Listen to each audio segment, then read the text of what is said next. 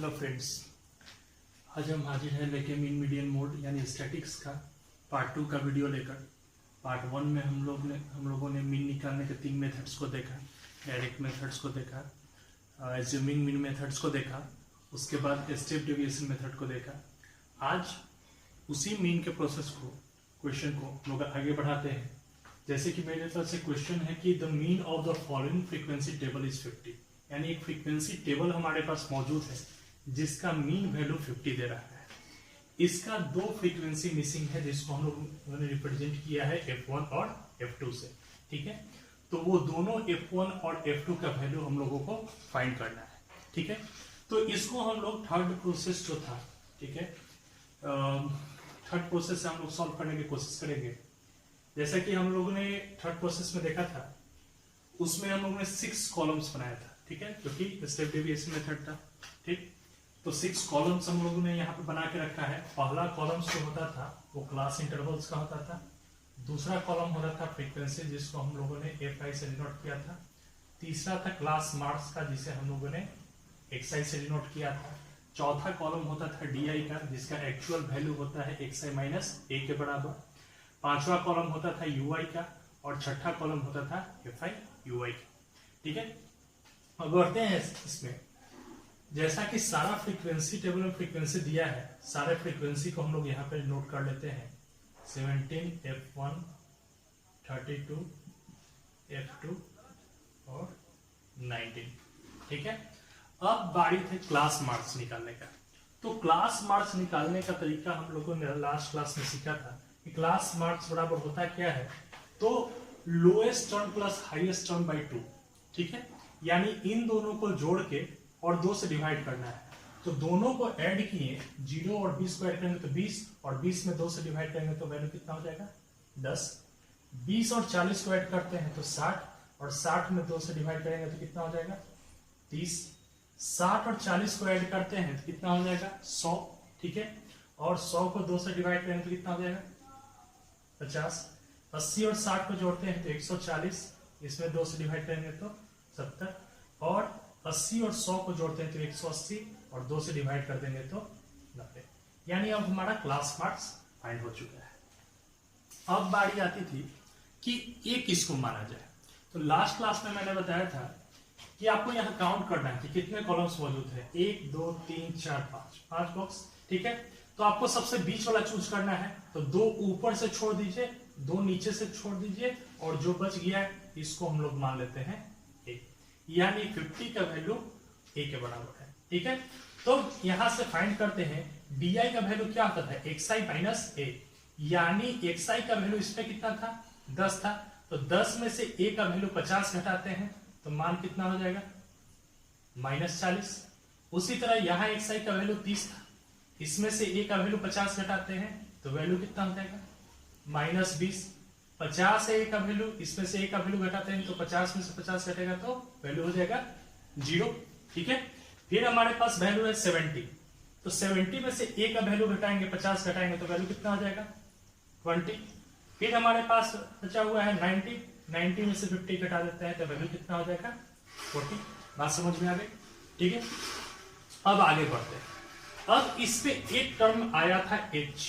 ठीक है, ये H क्या होता था, तो H के लिए हम लोगों ने सीखा था कि H होता है इन दोनों के बीच का डिफरेंस। ठीक है, यानी 40 में से 20 या 20 में से 0 या 60 में से 40 घटा दिए तो वैल्यू जो भी घटाने के बाद आता है वो हमारा H का वैल्यू आता है। यानी जैसे हम 40 में से 20 ही घटा देते हैं तो वैल्यू कितने के बराबर आएगा 20। यानी सारा तो इंटरवल आपस में इक्वल 20 के बराबर ही है, यानी H का वैल्यू कितना हो गया 20। अब देखिए UI का जो वैल्यू निकाला था, इसमें करते क्या है कि जो DI का वैल्यू आ गया है उसमें H के वैल्यू से डिवाइड करते हैं। ठीक है, यानी हम कर सकते हैं -40 और बाई 20, जब यह डिवाइड कर देंगे तो वैल्यू कितना आ जाएगा -2। इसी तरह -20 है, डिवाइड कर देंगे 20 से तो वैल्यू कितना आ जाएगा -1।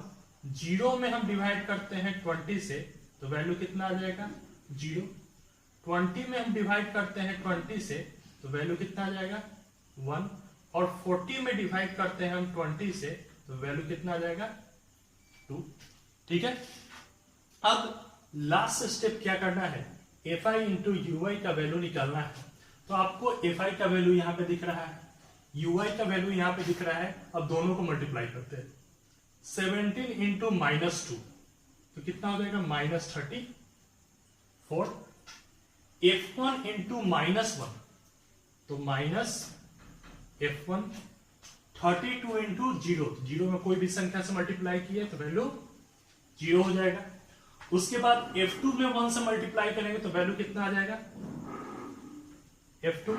और फिर 19 में 2 से मल्टीप्लाई कर देते हैं तो कितना आ जाएगा 38। ठीक है, अब हमें क्या करना है कि सारे एफ आई के वैल्यू को आपस में ऐड कर लेना है। ठीक है, तो यहां पे ऐड करते हैं 68 प्लस f1 प्लस f2। कोशिश कीजिएगा आप ये जो बॉक्स है, ठीक है, इसी में इसका वैल्यू रहे। यहाँ पे जगह का थोड़ा कमी था इसलिए हम लोग का आगे बढ़ गया है, लेकिन आप जब भी बनाइएगा तो इस सेल को ऐसा लीजिएगा ये पूरा वैल्यू इस बॉक्स के अंदर ही रहे। ठीक है, अब बारी आता है एफ आई इंटू यू आई में। अगर हम सम करते हैं तो आप देख रहे हैं 38 है और -34 है, तो 38 में से 34 घटेगा तो बच गया 4, और माइनस में f1 है तो -f1, और प्लस में f2 है तो +f2। ठीक है, पहले इसको नोट कीजिए फिर हम आगे बताते हैं।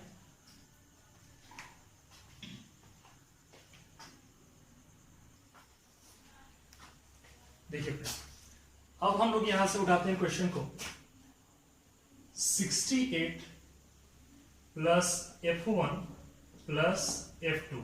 ठीक है, ये सम था, और चूंकि अभी क्वेश्चन हम लोगों ने देखा था उसमें टोटल सम कितना दिया था 120। तो यहां से f1 प्लस f2 का वैल्यू निकाल लेते हैं, तो 120 माइनस 68 कर लेते हैं तो वैल्यू कितना हो जाएगा 52। ठीक है, अब इसके बाद बारी आती है कि मीन का फॉर्मूला क्या होता था। ठीक है, इस मेथड से जो हम लोग मीन फाइंड करते थे, ये मीन के लिए हम लोगों ने फॉर्मूला यूज किया था a plus h into sigma F I into U I बटा में सिग्मा एफ आई, इस फॉर्मूले को यूज किया था। ठीक है, तो आपको पता है कि इस क्वेश्चन में मीन कितना दे रहा था, मीन का वैल्यू दे रहा था 50। ए का वैल्यू अगर देखते हैं तो ए का वैल्यू हम लोगों ने लाया है यहाँ पे 50 प्लस एच, तो एच का वैल्यू था 20 हम लोगों ने यहाँ पे फाइंड किया है, into sigma F I into U I का वैल्यू था 4 माइनस f1 प्लस f2, और बाई एफ आई का वैल्यू था 68 प्लस, या इसका वैल्यू दिया भी था 120, तो हम लोग 120 ही मान के चलते हैं। ठीक है, अब यहां से चेक करते हैं इसके वैल्यू। ठीक है, 20 से काटेंगे 6 बार में। ठीक है, प्लस में 50 है, इधर आके माइनस में 50, तो 50 में से 50 घटेगा तो वैल्यू कितना हो जाएगा 0 इज इक्वल टू, वैल्यू इधर बच गया f1 plus f2, sorry 4 minus f1 plus f2 और बाई 6।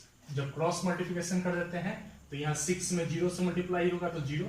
ठीक है, यानी अगर यहाँ पे वैल्यू देखें, ये माइनस में है f1 तो इधर लाते हैं तो प्लस में f1, और प्लस में f2 है तो इधर आके माइनस में f2 बराबर वैल्यू कितना इधर बचा रह जाएगा 4। फिर से एक बार समझिए, यहाँ क्रॉस मल्टीप्लिकेशन करेंगे तो 0 में 6 से गुना किए तो 0। ठीक है, तो माइनस f1 था इधर लाए तो प्लस f1, और प्लस f2 है इधर लाए तो माइनस f2, क्योंकि सिंबल चेंज होता है। ठीक है, अब यहां से ध्यान से देखते हैं, इसको हम लोग मान के चल रहे हैं इक्वेशन 1, और इसको मान के चल रहे हैं इक्वेशन 2। ठीक है, यहाँ f1 प्लस f2 का वैल्यू 52 था, और यहाँ f1 माइनस f2 का वैल्यू 4 था। अब इक्वेशन और 1 2 को ऐड करते हैं, लिखेंगे एडिंग इक्वेशन 1 एंड 2, तो f1 plus f2 is equal to 52, और f1 minus f2 is equal to 4, और जब इसको सॉल्व करेंगे तो 2f1 इज इक्वल टू 56 तो यहां से निकाल सकते हैं वैल्यू कि F1 इज इक्वल टू 56/2, यानी इसका वैल्यू 28 के बराबर होगा। अब दोनों में से किसी भी एक इक्वेशन में अगर F1 का वैल्यू हम पुट करते हैं तो हमको F2 का वैल्यू मिल जाएगा। तो हम क्या कर सकते हैं यहाँ पे कि putting the value of F1 in equation 1। तो F1 का वैल्यू 28 है, F2 का वैल्यू नहीं पता है, और दोनों का सम दिया था 52, यानी F2 का वैल्यू 52 प्लस में 28 था, इधर रखे माइनस में 24,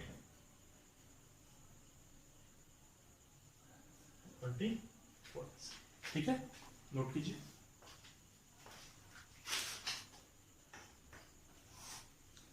देखिए फ्रेंड्स, बढ़ते हैं अपने अगले क्वेश्चन की तरफ। तो एक डाटा हमारे पास एक फ्रीक्वेंसी टेबल अवेलेबल है, ठीक है, उसका मीन फाइंड करना है। लेकिन अभी तक जितना क्वेश्चन हम लोग बना रहे थे तो ये देख रहे थे कि पहले क्लास इंटरवल का जो मैक्सिमम वैल्यू था वो दूसरे क्लास इंटरवल के मिनिमम वैल्यू के बराबर होता था, यानी इन दोनों का मान आपस में बराबर, इन दोनों का मान आपस में बराबर, इन दोनों का मान आपस में बराबर, यानी जहां ये पहला टेबल खत्म होता था दूसरा वहीं से शुरू होता था। लेकिन इस क्वेश्चन में ऐसा नहीं है, यहां खत्म हो रहा है 52 पर और स्टार्ट हो रहा है 53 पर, यानी एक डिजिट का वहां डिफरेंस आ रहा है, ठीक है। तो सबसे पहला स्टेप हम क्या करेंगे, इनका वैल्यू आपस में बराबर करना है। और ये बराबर करेंगे कैसे, ठीक है, तो इसके लिए सबसे इजी मेथड है कि इन दोनों का डिफरेंस हम निकाल लेते हैं। 53 माइनस 52 करेंगे तो वैल्यू कितना आ जाएगा, 1, ठीक है।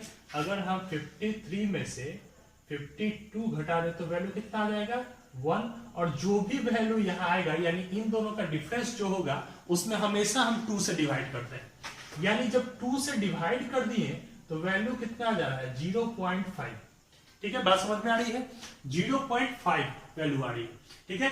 तो करना यही है कि जो लोएस्ट टर्म है उसमें से 0.5 घटाना है और जो हाईएस्ट टर्म है उसमें से 0.5 जोड़ना है, ठीक है। तो जैसे अगर 50 में से हम 0.5 घटाते हैं तो 49.5 आता है, और 52 में 0.5 जोड़ते हैं तो कितना आ जाता है, 52.5। 53 में 0.5 घटाते हैं तो 52.5, और 55 में 0.5 जोड़ते हैं तो 55.5। इसी तरह से 56 में 0.5 घटाते हैं तो 55.5, और 58 में 0.5 जोड़ते हैं तो 58.5। नेक्स्ट में 59 में से 0.5 घटाते हैं तो 58.5, और 61 में 0.5 जोड़ते हैं तो 61.5।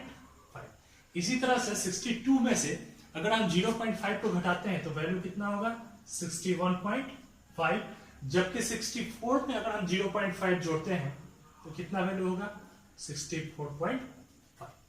इसके बाद जो हमारा फ्रीक्वेंसी है, फ्रीक्वेंसी को लिख लेते हैं, ठीक है। अब बारी आता है क्लास मार्क्स निकालने की। तो क्लास मार्क्स आप इस पे भी निकालिएगा तो सेम वैल्यू आएगा, या इस पे भी निकालिएगा तो सेम वैल्यू आएगा। ज्यादा इजी पड़ रहा है कैलकुलेशन में, हम इस पे ही निकाल लेते हैं। 52 और 50 को जोड़ लिए तो कितना, 102 आ गया, और 2 से डिवाइड कर दिए तो वैल्यू कितना आ जाएगा, 51। इसी तरह से आप ये भी देख सकते हैं 53 और 55 के बीच में कौन सा नंबर आता है, तो 54 आता है। आप इस तरह से भी निकाल सकते हैं।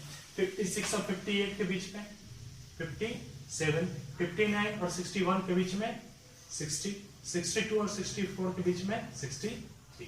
अब ज्यादातर क्वेश्चन आएगा तो आप ऐड करके और 2 से डिवाइड कर लीजिएगा, जो प्रोसेस पहले बताया गया है, ठीक है। अब बारी है एक को पहचाने का कि ए का वैल्यू कौन होगा। तो आपको बताया था कि टेबल काउंट कर लीजिए, यहाँ 5 बॉक्स मौजूद हैं, तो 2 ऊपर से छोड़ देते हैं, 2 नीचे से, सबसे बीच वाले को चूज करते हैं, यानी ए का वैल्यू कितना हो जाएगा, 57, ठीक है। अब यहां से डी आई का वैल्यू निकालना है, तो 51 में से 57 घटाते हैं तो वैल्यू -6, 54 में से 57 घटाते हैं तो वैल्यू -3, 57 में से 57 घटाते हैं तो वैल्यू 0, 60 में से 57 घटाते हैं तो वैल्यू 3, और 63 में से 57 घटाते हैं तो वैल्यू 6। यानी डी का वैल्यू हमें पता चल गया कि अब कितना होगा। इसके बाद का स्टेप क्या था, ui का वैल्यू हमें फाइंड करना था। ठीक है, तो ui का वैल्यू क्या होता है, ठीक है, तो ui का वैल्यू जो है वो di/h का वैल्यू होता है। ठीक है, h क्या है हम लोग यहां से फाइंड कर सकते हैं। ठीक है, 52 में से 50 घटा लेते हैं, कोई भी एक टर्म का डिफरेंस हम लोग निकाल लेते हैं, वैल्यू कितना आ जा रहा है 2, यानी h का वैल्यू 2 के बराबर है। तब यहां से अगर हम -6/2 किए तो वैल्यू -3, -3/2 किए तो -1.5। यहां से अगर हम लोग वैल्यू चेक करते हैं कि 0 में 2 से डिवाइड किए तो वैल्यू 0, 3 में 2 से डिवाइड किए तो वैल्यू 1.5, और 6 में 2 से डिवाइड किए तो वैल्यू कितना आ जाएगा 3 आ जाएगा। ठीक है, अब इसके बाद के स्टेप्स में क्या करना है, आपको fi इंटू ui का वैल्यू करना है। ठीक है, मतलब क्या कि आपको इसमें और इसके वैल्यू दोनों में आपस में मल्टीप्लाई करना है। देखिए स्टूडेंट्स, तो सबको हमने मल्टीप्लाई कर लिया और बाद में सबको ऐड करते हैं तो फाइनल आंसर आ जाता है 37.5। अब बारी है fi के वैल्यू को अगर हम ऐड करते हैं तो इन सभी को हम लोग ऐड कर लिए तो वैल्यू आ जाता है 400। अब हमारे पास बचा इसके मीन निकालने। ठीक है, तो मीन निकालने पर हम लोग आते हैं तो ठीक है, हमारे पास फॉर्मूला था कि mean is equal to a plus h into sigma fi ui बटा में सिग्मा fi। तो हमें पता है कि a का वैल्यू कितना है 57 प्लस h का वैल्यू है 2 इंटू सिग्मा fi ui का वैल्यू 37.5 और बाई fi का वैल्यू 400।